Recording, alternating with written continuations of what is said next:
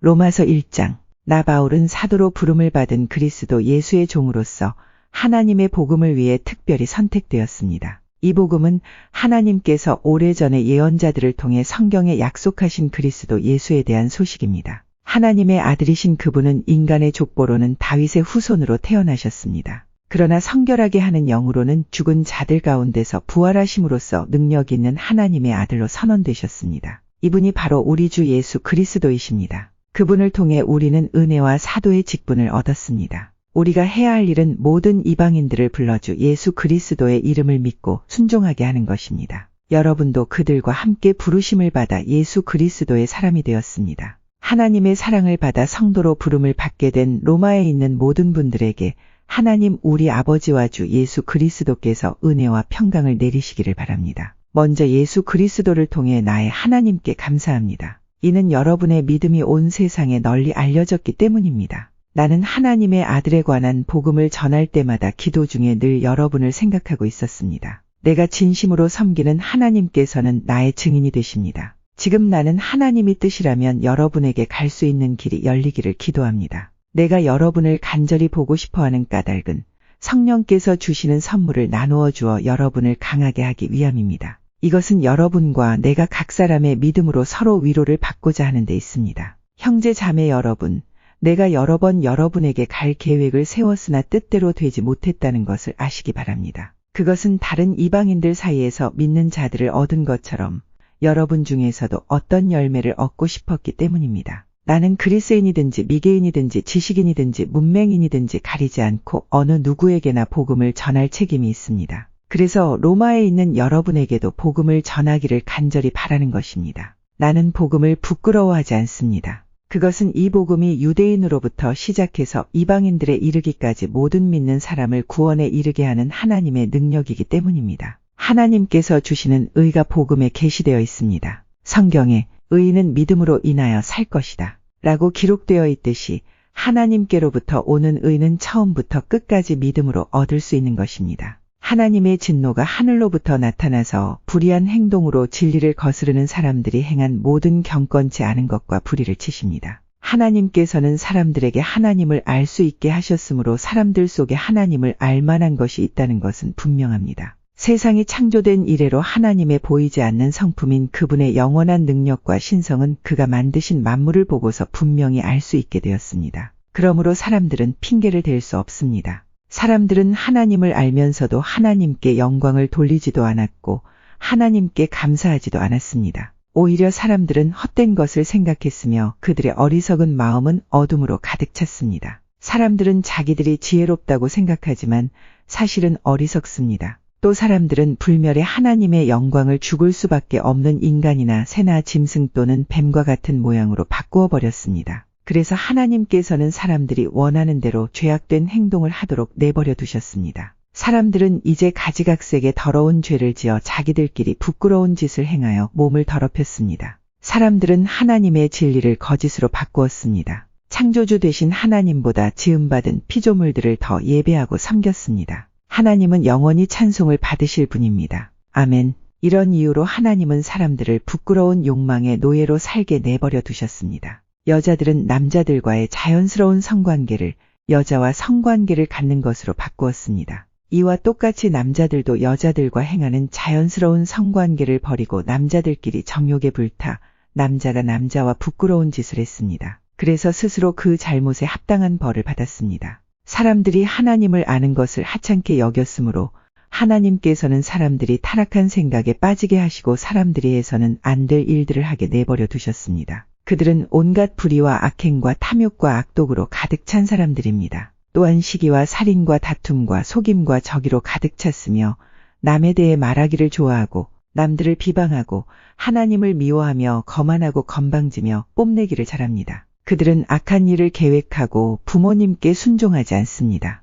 그들은 양심도 없으며 약속을 지키지 않으며 친절하지도 않고 동정심도 없습니다. 사람들은 그런 일을 행하는 사람은 죽어 마땅하다는 하나님의 의로우신 법을 알면서도 자신들만 그런 악한 행동을 계속하는 것이 아니라 그런 행동을 저지르는 다른 사람들까지 잘한다고 두둔합니다. 로마서 2장. 그러므로 다른 사람을 판단하는 사람도 변명할 수 없게 되었습니다. 다른 사람을 판단하는 사람은 자신도 똑같은 행동을 하고 있으므로 자기 자신을 판단하는 셈입니다. 이런 일을 행하는 사람들에게 하나님께서 의로운 심판을 내리시리라는 것을 우리는 알고 있습니다. 악한 일을 행하는 사람들을 판단하면서 실은 자신도 똑같은 일을 하고 있는 사람에게 한마디 하겠습니다. 그대가 혹시라도 하나님의 심판을 피할 수 있다고 생각합니까? 그렇지 않다면 하나님의 자비로우심이 여러분을 회개로 이끄신다는 것을 깨닫지 못하고 그분의 자비로우심과 넓으신 아량과 오래 참으심의 풍성함을 멸시하는 것입니까? 어리석게도 이런 사람은 완고하고 회개하지 않음으로 말미암아 하나님의 의로우신 심판이 나타나는 날에 받을 진노를 스스로 쌓고 있습니다. 하나님께서는 각 사람이 행한 그대로 갚아주실 것입니다. 인내로서 선한 일을 행하며 영광과 존귀와 영원한 것을 구하는 사람들에게는 하나님께서 영생을 주실 것입니다.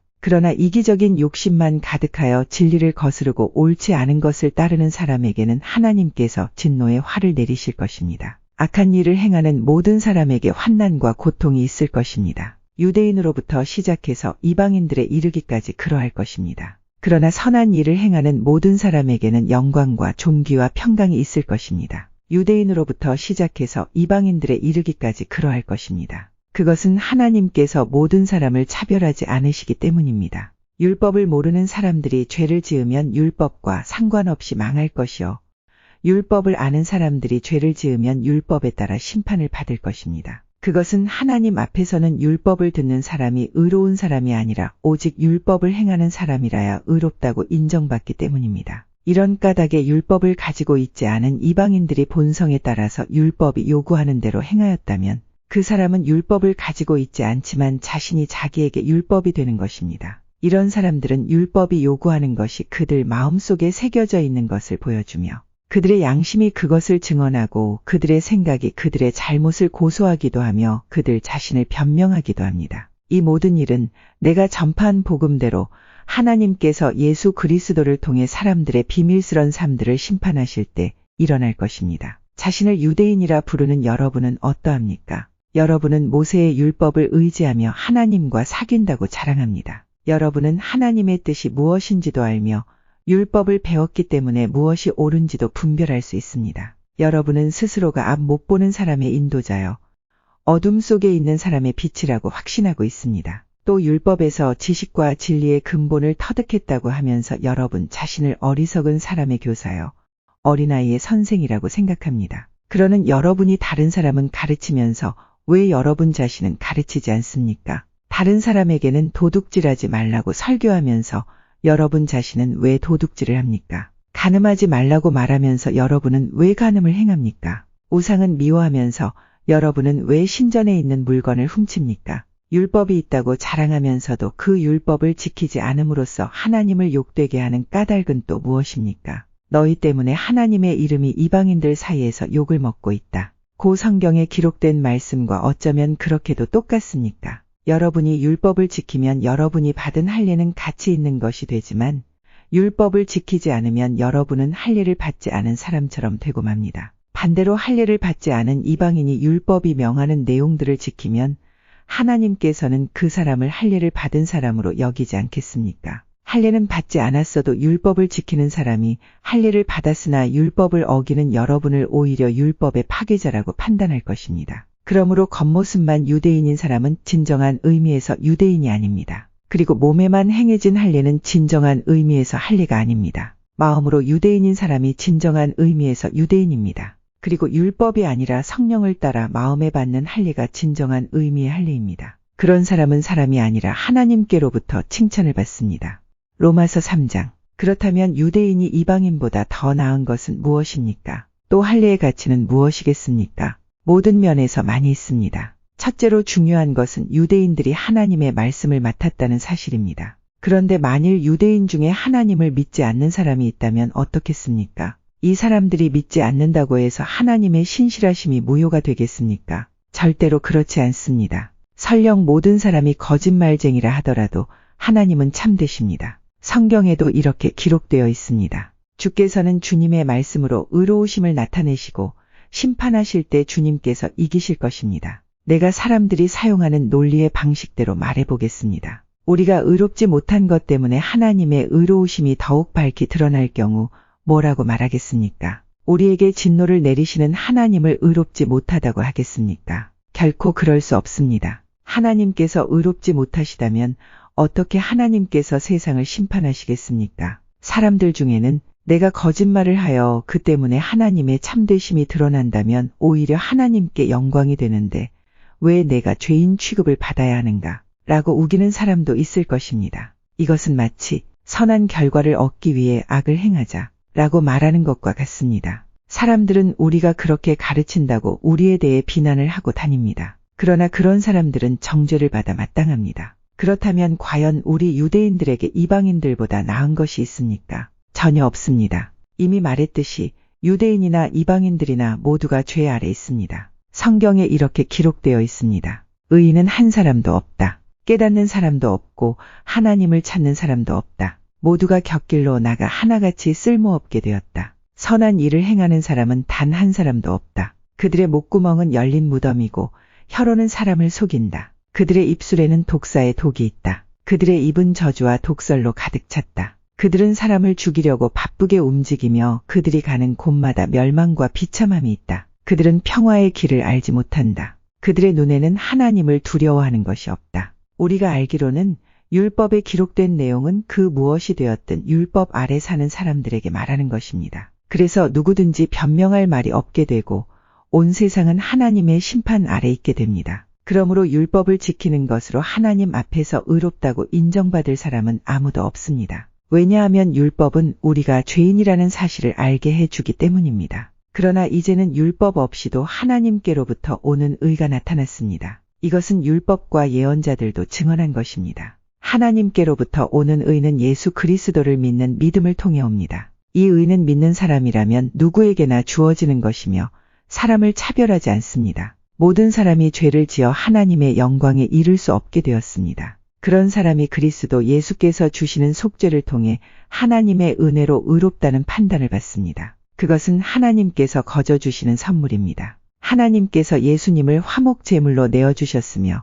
누구든지 예수님의 피를 믿음으로 죄를 용서받게 됩니다. 하나님은 이전에 살았던 사람들이 지은 죄에 대해 오래 참으심으로 심판하지 않으셨습니다. 이렇게 하여 하나님께서는 그분의 의로우심을 보이셨습니다. 하나님께서 이 시기에 그분의 의로우심을 보이신 것은 하나님 자신이 의로우시다는 것과 예수님을 믿는 사람을 의롭게 하신다는 것을 보이기 위해서였습니다. 그렇다면 사람이 자랑할 것이 어디 있겠습니까? 자랑할 것이라고는 하나도 없습니다. 어떠한 법으로 사람이 의롭게 됩니까? 율법을 지키는 데서 오는 것입니까? 이런 것과는 상관이 없습니다. 의롭게 되는 것은 오직 믿음의 원리에 의해서만 이루어집니다. 사람은 율법을 지키는 것과는 상관없이 믿음으로 의롭게 된다고 우리는 생각합니다. 하나님은 유대인들만의 하나님이십니까? 이방인들의 하나님은 되지 않습니까? 하나님은 이방인들의 하나님도 되십니다. 하나님은 오직 한 분이시므로 그분은 할례를 받은 사람이나 할례를 받지 않은 사람이나 동일하게 믿음으로 의롭게 해주십니다. 그렇다면 우리가 이 믿음을 가지고 율법을 무효로 만들고 있습니까? 그렇지 않습니다.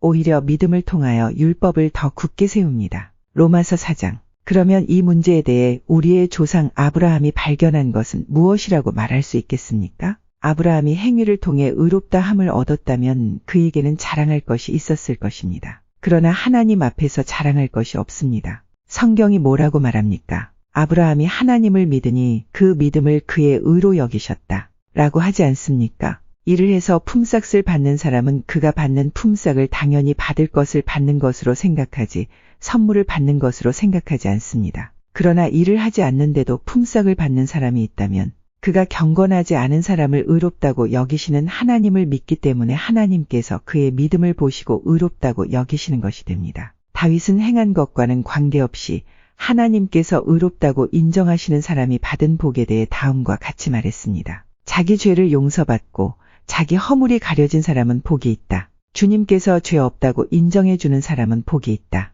그렇다면 이 복이 할례를 받은 사람들에게만 내리는 것입니까? 아니면 할례를 받지 않은 사람에게도 내리는 것입니까? 우리는 앞에서 아브라함의 믿음이 의로 여김을 받았다고 말했습니다. 어떤 상황에서 이런 일이 발생했습니까? 아브라함이 할례를 받은 뒤였습니까? 아니면 할례를 받기 전이었습니까? 아브라함이 의롭다 함을 받은 것은 할례를 받은 후가 아니라 할례를 받기 전이었습니다. 아브라함은 할례를 받기 전에 믿음으로 의롭다 함을 받았으며 그 표로서 할례를 받은 것입니다. 그러므로 아브라함은 할례를 받지 않고도 하나님을 믿는 모든 사람들이 의롭다 여김을 받을 수 있도록 모든 믿는 사람의 조상이 되었습니다. 또한 아브라함은 할례 받은 자의 조상이기도 합니다. 이 말은 그가 할례 받은 사람들뿐만 아니라 우리 조상 아브라함이 할례를 받기 전에 가졌던 믿음의 발자취를 따라가는 사람들의 조상도 된다는 의미입니다. 하나님께서 아브라함과 그의 후손에게 그들이 세상을 물려받을 상속자가 되리라고 하신 약속은 율법을 통해 온 것이 아니라 믿음으로 인한 의를 통해 주신 약속입니다. 만일 율법을 지키는 사람이 상속자가 된다면 믿음은 쓸모가 없어지고 약속도 무용지물이 되고 말 것입니다. 율법은 하나님의 진노를 야기하지만 율법이 없다면 율법을 범하는 일도 없을 것입니다. 그러므로 하나님의 약속은 믿음을 통해 주어집니다. 이렇게 하신 것은 하나님께서 아브라함의 모든 자손에게 약속을 은혜로 주시기 위해서입니다. 모세의 율법 아래 사는 사람뿐만 아니라 우리 모두의 조상 아브라함처럼 믿음으로 사는 사람들 전부가 아브라함의 자손이 됩니다. 성경에 내가 너를 많은 민족의 조상으로 삼았다 고 기록되어 있는 것처럼 아브라함은 그가 믿은 하나님 곧 죽은 사람도 살리시며 없는 것도 있게 하시는 하나님을 믿었습니다. 아브라함은 소망이 전혀 없었지만 하나님께서 내 자손이 이와 같이 많아질 것이다 라고 말씀하신 대로 자기가 많은 민족의 조상이 될 것을 믿고 소망하였습니다. 아브라함은 100살이나 되어 거의 죽은 사람이나 다름없게 되었고 살아도 나이가 많아 아기를 낳을 수 없다는 것을 알았지만 하나님을 믿는 믿음이 약해지지 않았습니다. 그는 하나님의 약속에 대해 불신하거나 의심하지 않고 오히려 그 약속을 굳게 믿어 하나님께 영광을 돌렸습니다. 아브라함은 하나님께서 친히 약속하신 것을 이루실 능력이 있다는 것을 확신했습니다. 이것이 바로 하나님께서 그 믿음을 그의 의로 여기셨다 라고 말씀하신 이유입니다. 그의 의로 여기셨다 는 말은 아브라함만을 위해 기록된 것이 아닙니다. 그 말은 우리 주 예수님을 죽은 자 가운데서 다시 살리신 분을 믿음으로 의롭다함을 얻게 될 우리를 위해서도 기록되었습니다. 예수님은 우리의 죄 때문에 죽임을 당하셨고 우리를 의롭게 하시려고 다시 살아나셨습니다. 로마서 5장 우리가 믿음으로 의롭다 함을 받았으므로 우리는 우리 주 예수 그리스도로 말미암아 하나님과 함께하는 평강을 누리고 있습니다. 예수 그리스도에 의해서 또 믿음으로 우리는 지금 우리가 서 있는 이 은혜의 자리에 들어와 있습니다.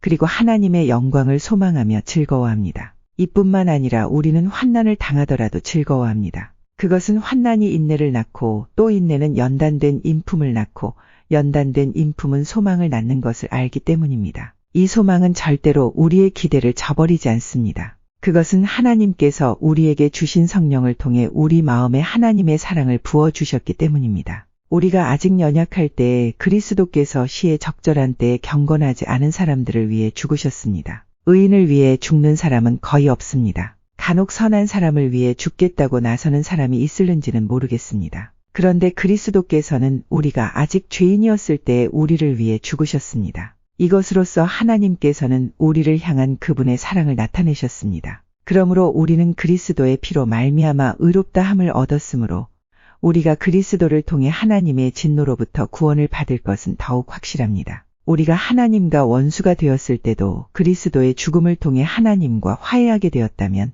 이렇게 하나님과 화목을 누리고 있는 사람들이 그분의 생명으로 말미암아 구원을 받게 될 것은 더욱 확실합니다. 이뿐만 아니라 우리는 이제 우리 주 예수 그리스도를 통해 하나님 안에서 즐거워합니다. 예수 그리스도로 말미암아 이제 우리는 하나님과 화해하게 되었습니다. 그러므로 한 사람을 통해 죄가 세상에 들어왔고 그 죄를 통해 사망이 들어온 것처럼 모든 사람이 죄를 지었으므로 사망이 모든 사람에게 이르렀습니다. 하나님께서 율법을 주시기 전에도 죄가 세상에 있었지만 율법이 없을 때에는 죄를 죄로 여기지 않았습니다. 그러나 사망은 아담 시대부터 모세 시대에 이르기까지 심지어 아담이 지은 죄와 똑같은 죄를 짓지 않은 사람들마저 지배하였습니다. 아담은 장차 오실 분의 모형입니다. 하지만 하나님께서 주시는 은혜는 아담이 지은 죄와 비교가 되지 않습니다. 많은 사람이 그 한 사람의 죄 때문에 죽었다면 한 사람 예수 그리스도의 은혜로 인한 하나님의 은혜와 선물은 많은 사람에게 더욱 넘쳤습니다. 또한 하나님의 선물과 아담의 죄는 차이가 있습니다. 한 사람의 죄 때문에 심판이 오게 되고 모든 사람을 정죄에 이르게 했으나 하나님의 은혜의 선물은 많은 범죄 때문에 오게 되어 많은 사람에게 의롭다 함을 받게 하였습니다. 한 사람의 죄로 말미암아 사망이 왕노릇하였다면 하나님의 넘치는 은혜와 의롭다고 여기시는 선물을 받는 사람들은 한 분 예수 그리스도를 통해 참생명 안에서 더더욱 왕노릇하게 될 것입니다. 그러므로 한 사람의 범죄 때문에 모든 사람이 죄인이 되었지만 한 사람의 의로운 행동 때문에 모든 사람에게 생명을 낳게 하는 의로움이 발생했습니다. 한 사람의 불순종으로 많은 사람이 죄인이 되었듯이 한 사람의 순종으로 많은 사람이 의인이 될 것입니다. 율법은 범죄를 증가시키려고 들어왔습니다. 그러나 죄가 많아진 곳에 하나님의 은혜가 더욱 넘치게 되었습니다. 죄가 사망 안에서 왕노릇하였듯이 은혜는 의를 통해 우리 주 예수 그리스도로 말미암아 영생을 얻게 하기 위해 왕노릇할 것입니다. 로마서 6장. 그러면 우리가 무슨 말을 더 하겠습니까? 은혜를 더하게 하려고 계속 죄를 지어야겠습니까? 절대로 그럴 수 없습니다. 죄에 대하여 죽은 우리가 어떻게 죄 가운데서 살 수 있겠습니까? 여러분은 우리가 그리스도 예수와 연합하는 세례를 받았을 때에 그분의 죽음과 연합하는 세례를 받았다는 사실을 알지 못합니까? 그러므로 우리가 죽음에 이르는 세례를 받음으로 그리스도와 함께 묻힌 것은 그리스도께서 아버지의 영광으로 죽은 자들 가운데서 살아나신 것처럼 우리도 새 생명 가운데서 살기 위함입니다. 우리가 그리스도와 연합하여 그분의 죽음에 참여하였다면 그분과 연합하여 그분의 부활에도 참여할 것이 확실합니다. 우리는 우리의 옛사람이 그리스도와 함께 십자가에 못 박혀 죄의 몸이 무력하게 되었으므로 우리가 더 이상 죄의 노예가 되지 않았다는 것을 압니다. 그것은 죽은 사람은 죄의 세력에서 해방되었기 때문입니다. 우리가 그리스도와 함께 죽었다면 또한 그리스도와 함께 살아날 것도 믿습니다. 그리스도께서는 죽은 자들 가운데서 살아나셨기에 다시는 죽는 일이 없이 죽음이 그분을 지배하지 못한다는 것을 우리는 압니다. 그리스도께서 죽으신 것은 죄에 대해서 단번에 죽으신 것이며 그리스도께서 다시 살아나신 것은 하나님께 대하여 살아나신 것입니다. 이와 같이 여러분도 여러분 자신을 죄에 대해서는 죽은 사람으로 하나님께 대해서는 그리스도 예수 안에서 살아있는 사람으로 생각하십시오. 그러므로 죽게 될 여러분의 몸에 죄가 왕노릇하여 몸의 욕심을 따라 살지 않도록 하십시오. 또한 여러분의 몸을 불의를 행하는 도구로 죄에게 내어주지 말고 죽은 자들 가운데에서 살아난 자들답게 여러분의 몸을 의를 행하는 도구로 여러분 자신을 하나님께 드리십시오. 여러분은 율법 아래 있지 않고 은혜 아래 있으므로 죄가 여러분에게 왕노릇할 수가 없습니다. 그러면 어떻게 해야 하겠습니까? 우리가 율법 아래 있지 않고 은혜 아래 있다고 해서 죄를 짓자는 말입니까? 절대로 그럴 수는 없습니다. 여러분이 어떤 사람에게 복종하여 여러분 자신을 그 사람에게 바치면 여러분은 그 사람의 종이 된다는 것을 알지 못하십니까?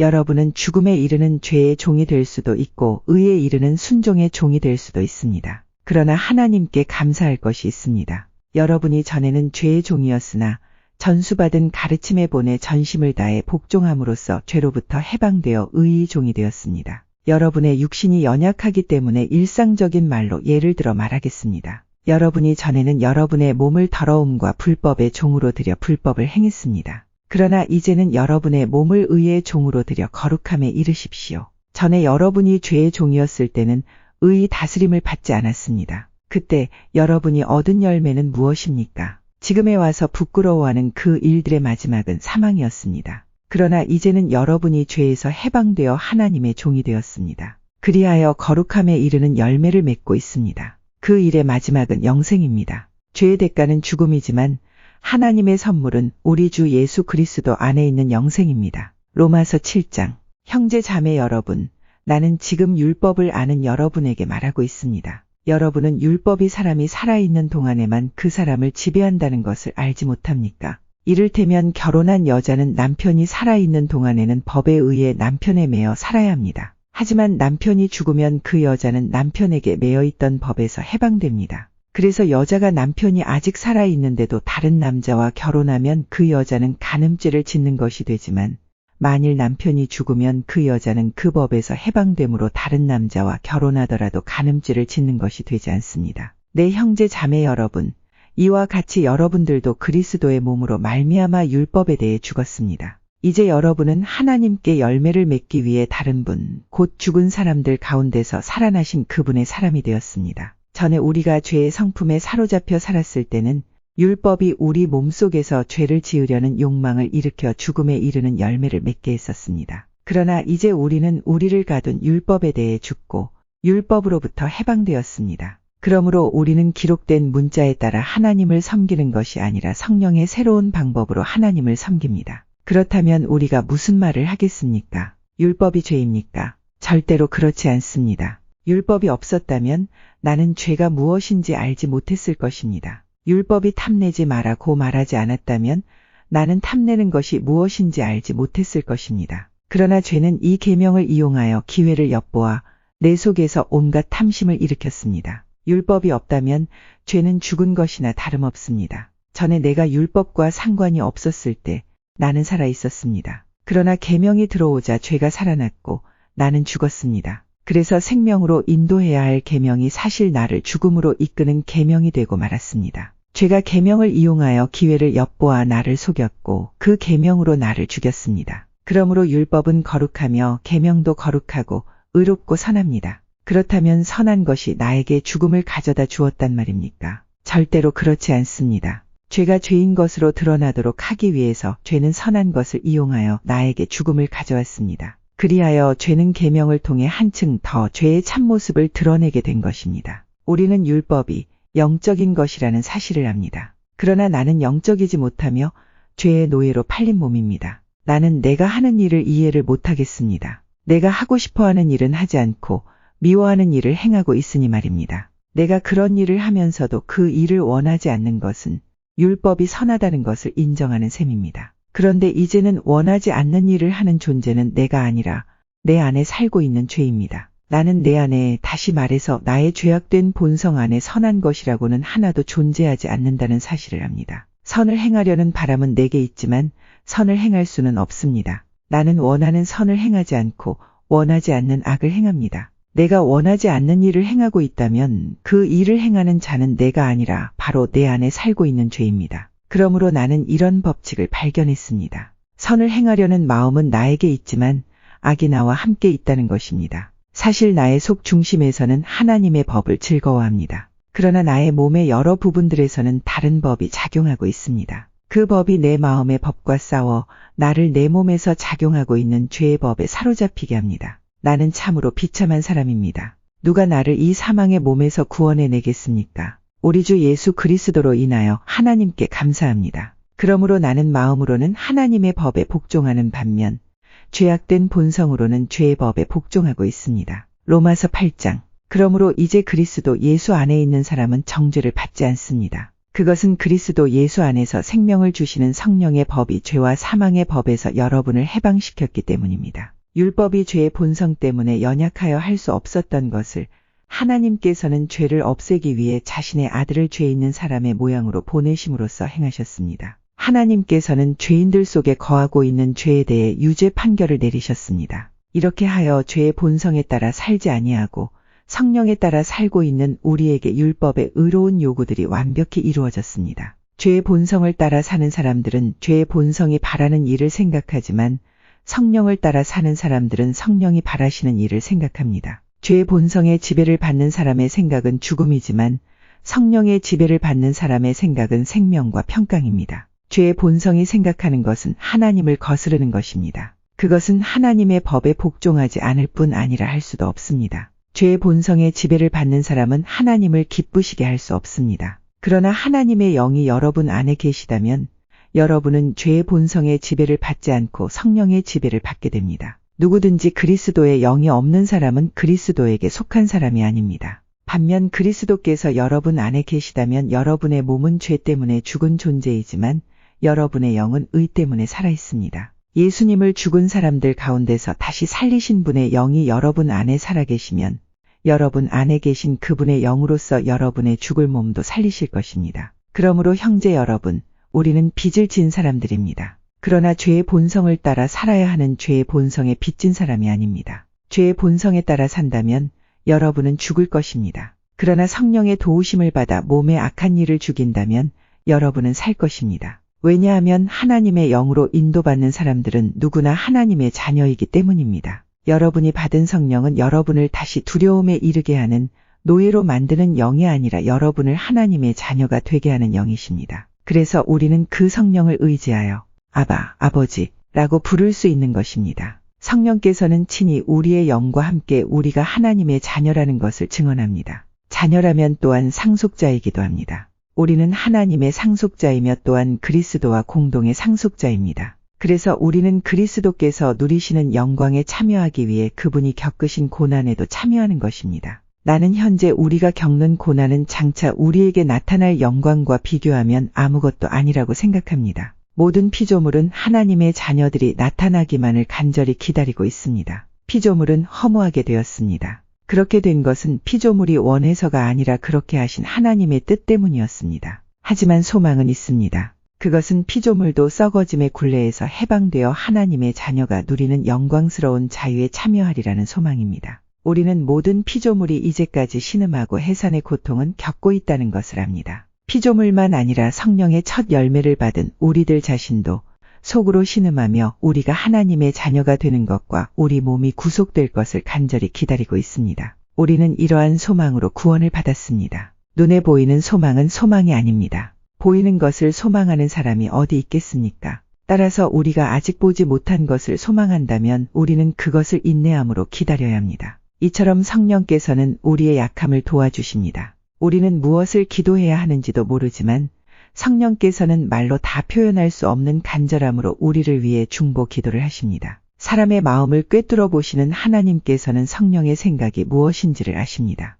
그것은 성령께서 하나님의 뜻에 따라 성도들을 위해 중보 기도를 하시기 때문입니다. 우리는 하나님께서 모든 일을 하나님을 사랑하는 사람, 즉 하나님의 목적을 위해 부름을 입은 사람들의 선을 위하여 하신다는 것을 알고 있습니다. 하나님께서는 전부터 아셨던 사람들을 그분의 아들과 동일한 형상을 갖도록 미리 정하시고 하나님의 아들을 많은 형제들 중에서 맏아들이 되게 하셨습니다. 하나님께서는 미리 정하신 사람들을 부르셨고 부르신 사람들을 의롭다고 하셨고 의롭다고 하신 사람들을 영화롭게 하셨습니다. 이 점에 대해 우리가 무엇이라고 말할 수 있겠습니까? 하나님께서 우리 편이시라면 누가 우리를 대적하겠습니까? 자기 아들까지도 아끼지 않고 우리 모두를 위해 내어주신 분께서 그 아들과 함께 우리에게 모든 것을 은혜로 주지 않으시겠습니까? 하나님께서 택하신 사람들을 누가 고소할 수 있겠습니까? 의롭게 하시는 분은 하나님이신데 누가 감히 죄가 있다고 판단하겠습니까? 죽으신 분은 그리스도 예수이십니다.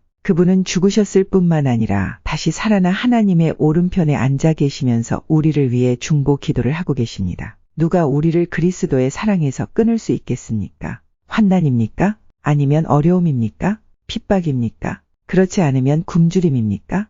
헐벗음입니까? 위험입니까? 아니면 칼입니까? 성경에 기록된 것처럼 우리는 하루 종일 주님을 위해 죽음에 직면하고 있습니다. 우리는 도살당할 양과 같은 대접을 받았습니다. 그러나 우리는 우리를 사랑하신 하나님을 힘입어 이 모든 것을 이기고도 남습니다. 나는 확신합니다. 죽음이나 생명이나 천사들이나 하늘의 권세자들이나 현재 일이나 장래 일이나 어떤 힘이나 가장 높은 것이나 깊은 것이나 그 밖에 어떤 피조물이라도 우리를 우리 주 그리스도 예수 안에 있는 하나님의 사랑에서 끊을 수 없습니다.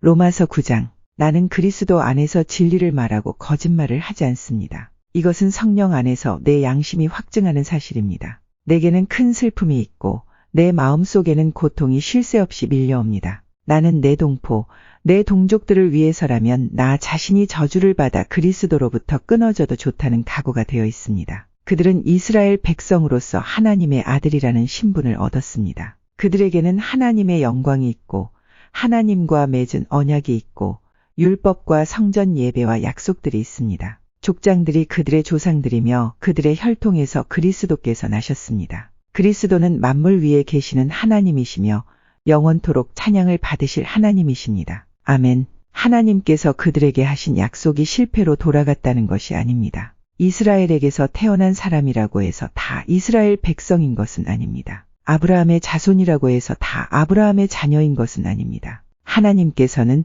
이삭에게서 난 자라야 내 자손이라 부르리라 고 말씀하셨습니다. 다시 말해서 자연적인 출생에 의해 태어난 아브라함의 자손이 하나님의 자녀가 되는 것이 아니라 약속의 자녀라야만 아브라함의 자손으로 여김을 받게 된다는 말입니다. 하나님께서 아브라함에게 하신 약속은 이러합니다. 정한 때가 되어 내가 다시 오리니 사라가 아들을 낳을 것이다. 그뿐만이 아닙니다. 리브가가 우리 조상 이삭 한 사람에게서 아이를 임신했을 때에도 그랬습니다. 두 아들이 태어나기도 전에 그리고 그들이 무슨 선이나 악을 행하기도 전에 하나님께서는 선택하시는 목적을 굳게 세우기 위해 리브가에게 다음과 같이 말씀하셨습니다. 형이 동생을 섬길 것이다. 이렇게 말씀하신 것은 하나님의 선택이 사람의 행위가 아니라 불러주시는 분의 뜻에 달려있다는 것을 보여주기 위해서입니다. 이것은 내가 야곱을 사랑하고 에서는 미워했다. 라고 기록된 대로입니다. 그렇다면 우리가 무엇이라고 말할 수 있겠습니까? 하나님이 공정하지 못하시다고 말할 수 있겠습니까?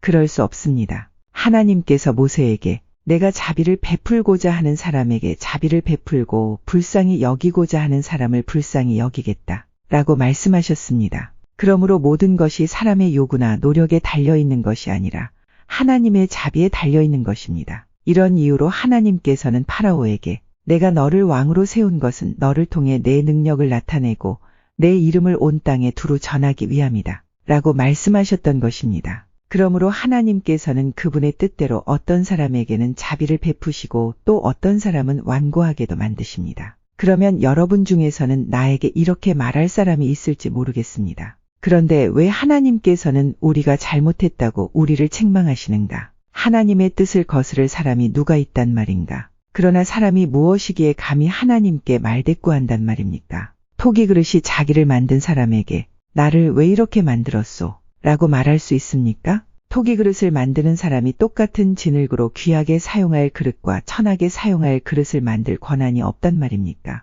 하나님께서 진노를 나타내시고 그분의 능력을 사람들에게 알리시기를 원하셨으면서도 멸망받기로 되어 있는 진노의 그릇들을 인내로써 참아주셨다면 어쩌겠습니까? 또한 하나님께서 그렇게 하신 것이 영광에 들어가도록 미리 준비하신 자비의 그릇들에게 그분의 풍성한 영광을 알게 하시 위해서였다면 어쩌겠습니까? 하나님께서 부르신 자비의 그릇이 바로 우리들입니다. 유대인 중에서만 부르신 것이 아니라 이방인들 중에서도 부르셨습니다. 호세아의 글에도 이런 말씀이 있습니다. 내 백성이 아니라고 말했던 사람을 내 백성이라 부르겠고 내가 사랑하지 않았던 사람을 사랑하겠다. 그리고 이런 말씀도 있습니다. 너희는 내 백성이 아니라고 그들에게 말한 그곳에서 그들을 살아계신 하나님의 아들이라고 불리게 될 것이다. 또한 이사야는 이스라엘에 관해 이렇게 외쳤습니다. 이스라엘 자손들의 수가 바닷가의 모래처럼 많을지라도 남은 자만 구원을 얻을 것이다. 주님께서 약속하신 말씀을 이 땅에서 신속하고 철저하게 이루실 것이다. 또 일찍이 이사야가 이렇게 예언한 것과 같습니다. 만군의 주님께서 우리에게 후손을 남겨두지 않으셨다면 우리는 소돔처럼 되고 고모라처럼 되었을 것이다. 이러한 사실에 대해 우리가 뭐라고 말하겠습니까? 의를 추구하지 않았던 이방인들이 믿음에서 나오는 의를 얻었습니다. 그러나 이스라엘은 의의 율법을 추구했지만 그것을 얻지 못했습니다. 왜 얻지 못했을까요? 그것은 그들이 믿음에서 나오는 의를 추구한 것이 아니라 그 의가 마치 행위에서 나오는 것으로 생각하고 의를 추구했기 때문입니다. 그래서 그들은 걸림돌에 걸려 넘어지고 말았습니다. 성경에 보아라, 내가 시온의 사람들의 발에 부딪히게 하는 돌과 사람들이 걸려 넘어지게 하는 바위를 놓으리니 그를 믿는 사람은 부끄러움을 당하지 않을 것이다. 라고 기록된 것과 같습니다. 로마서 10장. 성도 여러분, 나는 내 동족 이스라엘 백성이 구원받을 수 있기를 하나님께 진심으로 갈망하며 기도합니다. 이스라엘에 관해 나는 이렇게 증언할 수 있습니다.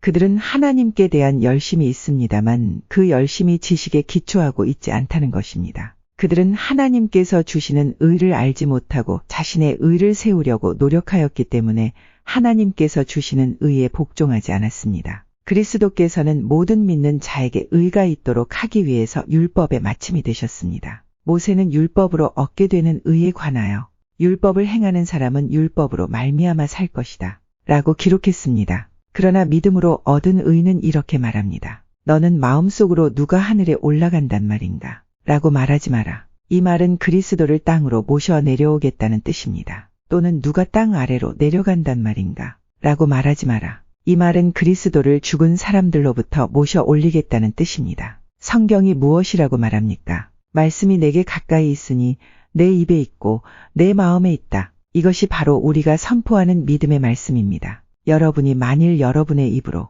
예수님은 주님이시다 라고 고백하고 또 마음으로 하나님께서 그리스도를 죽은 자들 가운데서 다시 살리신 것을 믿으면 여러분은 구원을 얻을 것입니다. 여러분은 마음으로 믿어 의롭다 함을 얻으며 입으로 고백하여 구원을 얻습니다. 성경은 이렇게 말합니다. 그를 믿는 자는 누구나 부끄러움을 당하지 않을 것이다. 유대인이나 그리스인이나 차별이 없습니다. 동일한 주님께서 모든 사람의 주님이 되시며 그를 부르는 모든 사람에게 풍성한 복을 주십니다. 그것은 누구든지 주님의 이름을 부르는 자는 구원을 얻을 것이기 때문입니다. 그러면 그들이 믿지 않는 분을 어떻게 부를 수 있겠습니까? 또 그들이 들은 적이 없는 분을 어떻게 믿을 수 있겠습니까? 그들에게 선포해 주는 사람이 없는데 어떻게 그들이 들을 수 있겠습니까? 그들이 보냄을 받지 않았다면 어떻게 선포할 수 있겠습니까? 좋은 소식을 전하는 사람들의 발이 얼마나 아름다운가 라고 기록된 말씀처럼 말입니다. 그러나 이스라엘 백성이 다 복음을 받아들인 것은 아닙니다. 아사야가 이렇게 말하였습니다. 주님, 우리가 전한 것을 누가 믿었습니까? 따라서 믿음은 말씀을 듣는 것에서 얻게 되고 말씀 듣는 것은 그리스도의 말씀을 통해서 얻게 됩니다. 그러면 내가 묻겠습니다. 이스라엘 백성들이 복음을 들어본 적이 없단 말입니까? 아닙니다. 그들은 분명히 들었습니다. 그들의 소리가 온 땅에 퍼졌고 그들의 말이 땅 끝까지 이르렀다. 라고 성경에 기록되었습니다. 내가 다시 묻겠습니다. 이스라엘 백성이 알아듣지 못했습니까? 그렇지 않습니다. 먼저 모세가 한 말을 들어봅시다. 내가 내 백성이 아닌 사람으로 너희를 시기하게 만들겠고 깨달음이 둔한 백성으로 너희를 화나게 하겠다. 또 이사야는 담대하게 이렇게 말했습니다. 나를 찾지 않던 사람들에게 내가 만나주고 나를 구하지 않던 사람들에게 내가 나타났다. 그러나 이스라엘에 관해 하나님께서는 복종하지 않고 거역하는 백성을 향해 나는 하루 종일 내 손을 내밀었다. 고 말씀하셨습니다. 로마서 11장.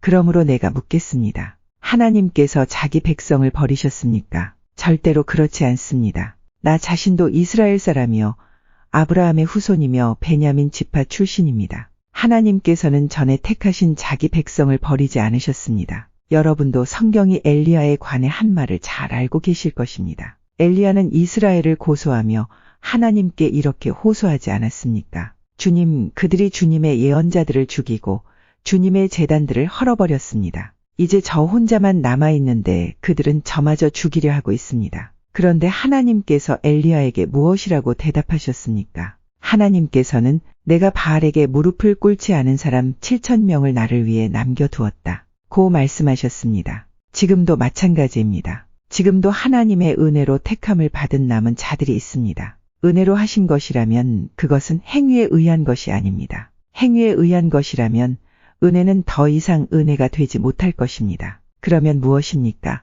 이스라엘이 간절히 바라던 것을 이스라엘은 얻지 못하고 택함을 받은 자들이 얻었습니다. 반면 나머지 사람들은 마음이 완악해졌습니다. 성경에도 이렇게 기록되어 있습니다. 하나님께서 그들에게 혼미한 영을 주셔서 오늘날까지 눈이 있어도 보지 못하고 귀가 있어도 듣지 못한다. 다윗은 이렇게 말했습니다. 그들의 잔치상이 그들에게 덕과 올무가 되게 하시고 그들이 걸려 넘어져 멸망받게 하소서. 그들의 눈은 흐려보지 못하게 하시고 그들의 등은 영원토록 굽어있게 하소서. 그러므로 내가 다시 묻습니다. 이스라엘이 걸려 넘어져 완전히 망하고 말았습니까? 결코 그렇지 않습니다. 오히려 그들의 죄 때문에 구원이 이방인들에게 이르게 되었고 이스라엘은 이방인들을 보고 시기하게 되었습니다. 이스라엘의 범죄가 세상에 풍성한 복을 가져다 주었고 이스라엘의 실패가 이방인들에게 풍성한 복을 가져다 주었다면 이스라엘 전체가 하나님 앞에 돌아올 때 그 풍성함은 얼마나 더하겠습니까? 이제 이방인 여러분들에게 말하겠습니다.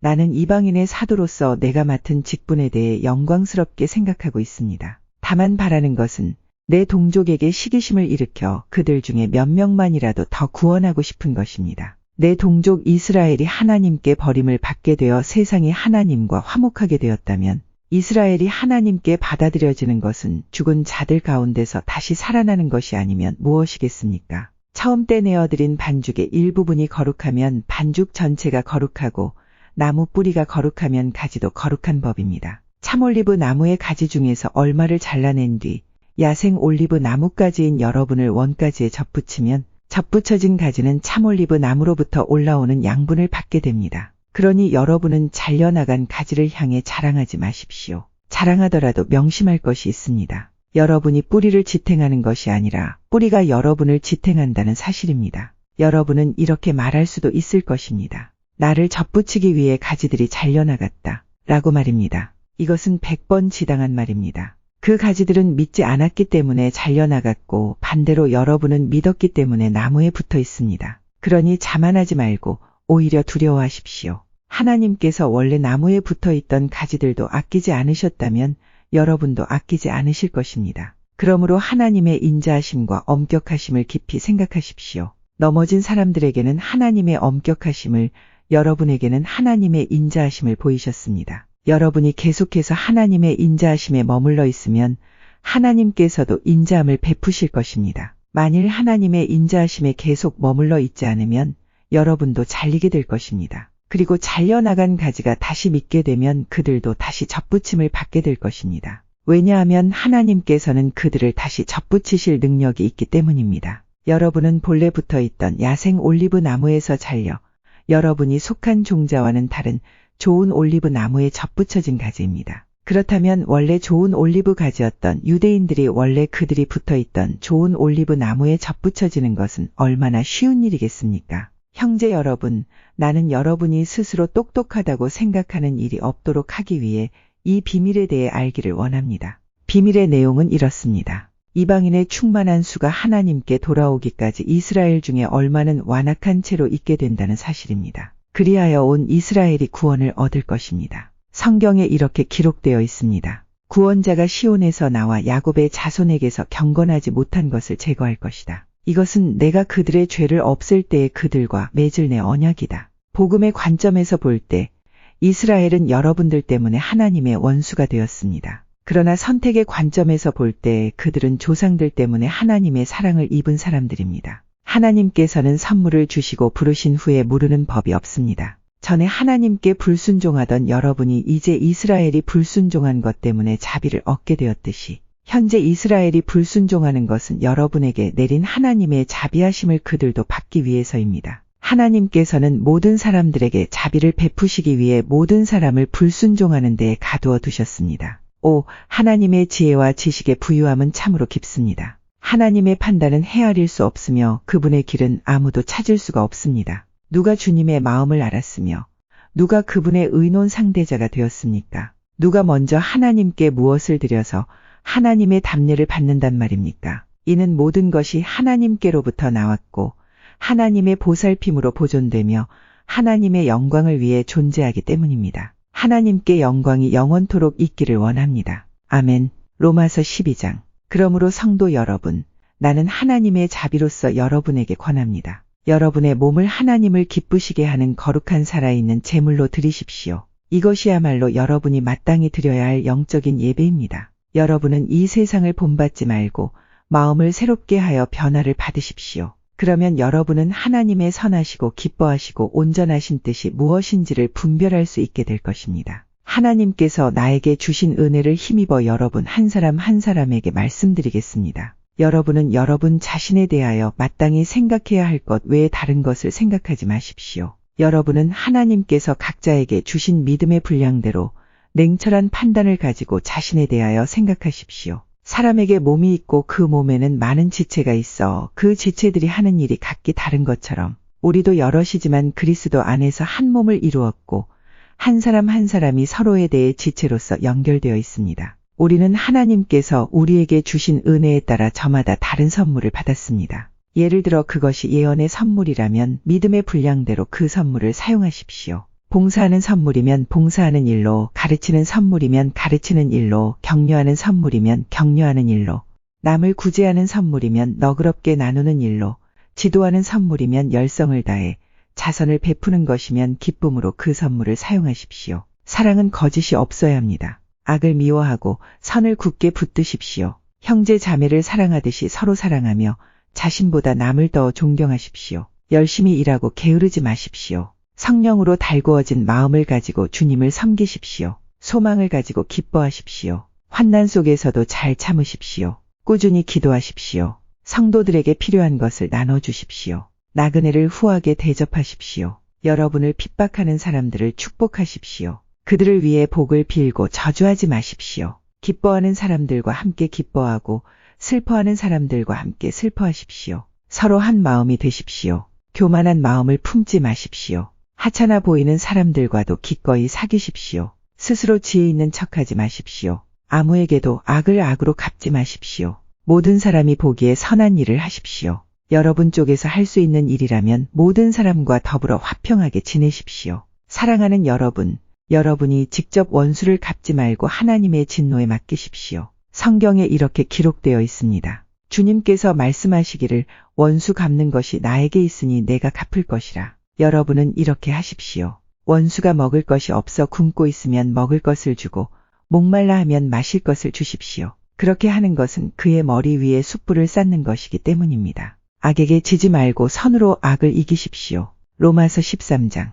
누구든지 국가의 권세 잡은 사람들에게 복종하십시오. 하나님께서 세우시지 않은 권세란 없습니다. 세상에 있는 권세는 다 하나님께로부터 나왔습니다. 그러므로 그 권세를 거스르는 것은 권세를 세우신 하나님을 거스르는 것과 같습니다. 그런 사람은 심판을 받게 될 것입니다. 의로운 일을 하는 사람에게는 통치자들이 두려움의 대상이 아니지만 악한 일을 행한 사람에게는 두려움의 대상입니다. 권세 잡은 사람을 두려워하지 않고 싶습니까? 그렇다면 의로운 일을 행하십시오. 그러면 그에게 칭찬을 받을 것입니다. 통치자는 여러분에게 유익을 주기 위해 일하는 하나님의 일꾼입니다. 그러나 여러분이 악을 행한다면 두려워하십시오. 그가 공연히 칼을 차고 있는 것이 아닙니다. 그는 하나님의 일꾼으로서 악을 행하는 사람에게 벌을 내리는 하나님의 진노를 집행하는 사람입니다. 그러므로 권세에 복종하십시오. 단지 벌 받을 것이 두려워서가 아니라 양심 때문에 복종해야 합니다. 여러분이 세금을 바치는 것도 같은 이유에서입니다. 통치자들은 바로 이런 일에 종사하는 하나님의 일꾼들입니다. 모든 사람에게 해야 할 의무를 다하십시오.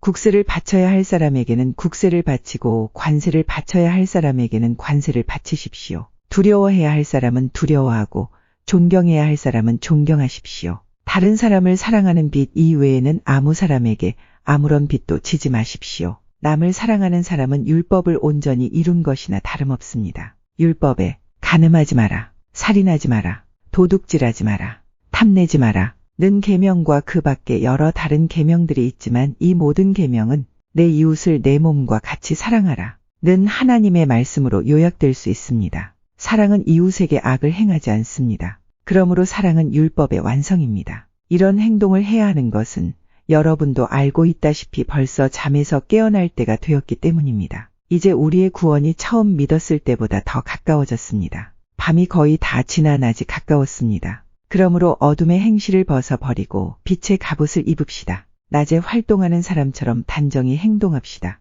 난잡한 유흥을 즐기지 말고 술 취하지 마십시오. 성적으로 문란하거나 퇴폐적인 생활을 버리십시오. 다투지 말고 질투하지 마십시오. 주 예수 그리스도로 옷 입으십시오. 죄의 본성이 바라는 정욕을 만족시키는 생각을 하지 마십시오. 로마서 14장. 믿음이 약한 사람을 받아들이고 논란이 있는 문제에 단언을 내리지 마십시오. 자기가 가지고 있는 믿음에 따라 모든 음식을 먹는 사람이 있지만 믿음이 약하여 채소만 먹는 사람도 있습니다. 모든 음식을 먹는 사람은 채소만 먹는 사람을 업신여기지 마십시오. 또 채소만 먹는 사람은 모든 음식을 먹는 사람을 비난하지 마십시오. 이는 하나님께서 그를 받으셨기 때문입니다. 여러분이 누구이기에 남의 종을 판단하십니까? 그가 서 있든지 넘어지든지 그것은 자기 주인이 관여할 문제입니다. 종이 서 있게 된다면 그것은 주님께서 그를 서게 할 수 있기 때문입니다. 어떤 날을 다른 날보다 더 중요하다고 생각하는 사람이 있는가 하면 모든 날이 다 같다고 여기는 사람도 있습니다. 이럴 경우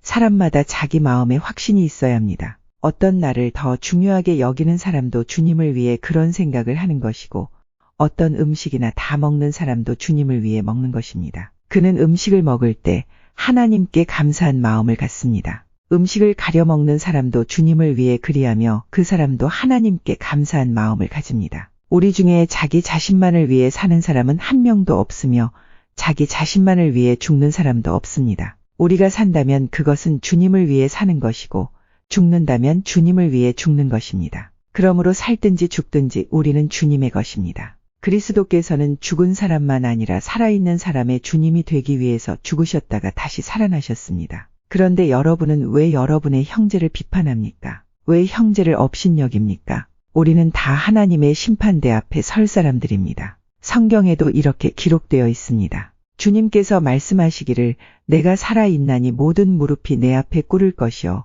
모든 혀가 하나님께 자백할 것이다. 그러므로 우리는 각자 자신이 한 일에 대해 하나님께 사실대로 말씀드리게 될 것입니다. 그런즉 다른 사람에 대해 심판하지 맙시다. 우리가 더욱 힘쓸 것은 형제의 길에 그를 넘어지게 하는 것이나 장애물을 놓지 않겠다고 결심하는 일입니다. 내가 주 예수님 안에 있는 사람으로서 확신하기로는 그 자체로 부정한 음식은 하나도 없습니다. 어떤 음식이 부정하다고 믿는 사람이 있다면 그 사람에게는 그 음식이 부정한 것입니다. 음식 문제로 여러분의 형제가 상처를 받았다면 여러분은 사랑으로 행동한 것이 아닙니다. 그리스도께서 대신해서 죽으신 그 형제를 음식 문제로 망하게 하지 마십시오. 그러므로 여러분이 옳다고 생각해서 하는 것이 오히려 비난의 대상이 되지 않게 하십시오. 하나님의 나라는 먹는 일이나 마시는 일이 아니라 성령 안에서 누리는 의와 평강과 기쁨입니다. 이런 마음으로 그리스도를 섬기는 사람은 하나님을 기쁘시게 하고 사람들에게도 인정을 받습니다. 그러므로 우리 모두 화평함을 이루는 일과 서로 덕을 세우는 일에 힘씁시다.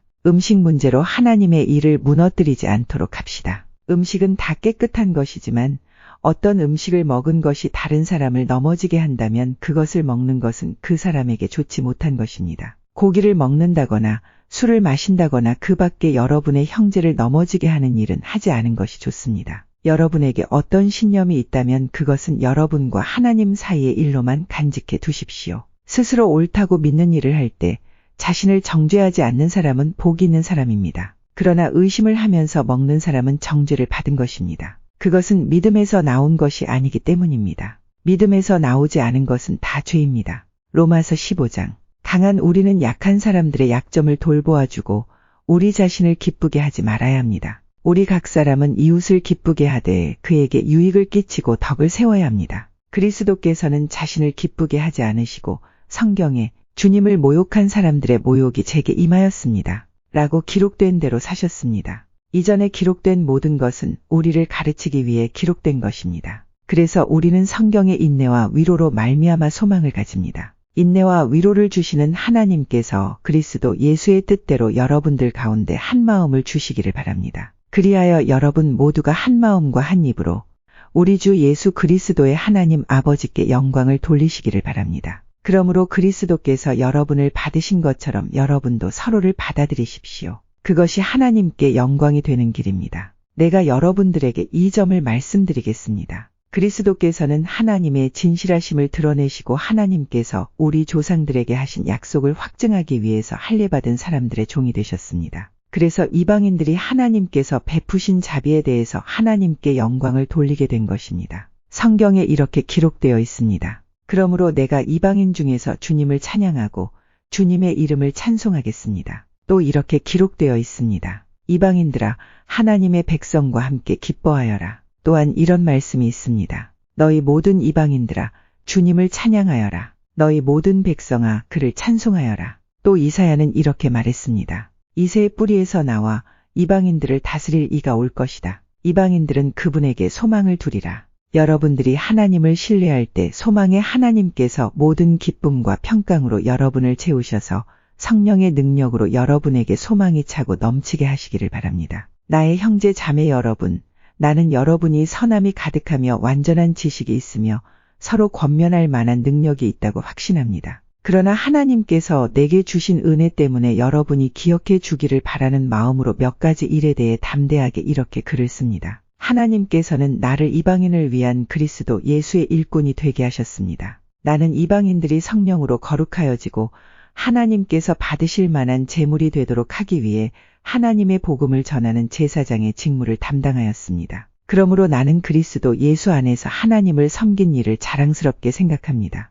그리스도께서 내가 전하는 말과 행동을 통해 이방인들을 하나님께 복종하게 하신 일 이외에는 어떤 것도 감히 말하지 않겠습니다. 이방인들이 하나님께 복종하게 된 것은 표적과 놀라운 일과 성령의 능력으로 이루어졌습니다. 나는 예루살렘에서부터 일루리곤에 이르기까지 모든 지역을 다니며 그리스도의 복음을 충만하게 전파했습니다. 나는 다른 사람이 닦아 놓은 터 위에 집을 세우지 않으려고 그리스도의 이름을 들어보지 못한 지역에 다니며 복음을 전하는 일에 힘썼습니다. 성경에 이렇게 기록되어 있습니다. 주님에 대한 소식을 받지 못한 사람들이 볼 것이요 듣지 못한 사람들이 깨달을 것이다. 내가 여러 차례 여러분에게 가려고 했으나 가지 못한 이유가 바로 여기 있습니다. 그런데 이제는 이 지역에서 더 이상 내가 일할 만한 곳이 없고 또 여러 해 전부터 여러분에게 가기를 원했으므로 스페인으로 가는 길에 여러분을 방문하여 잠시 여러분과 함께 지내면서 기쁨을 나누다가 여러분의 도움을 받아 스페인으로 가기를 소원합니다. 그러나 지금은 예루살렘에 있는 성도들에게 구제 헌금을 전하러 예루살렘으로 가는 길입니다.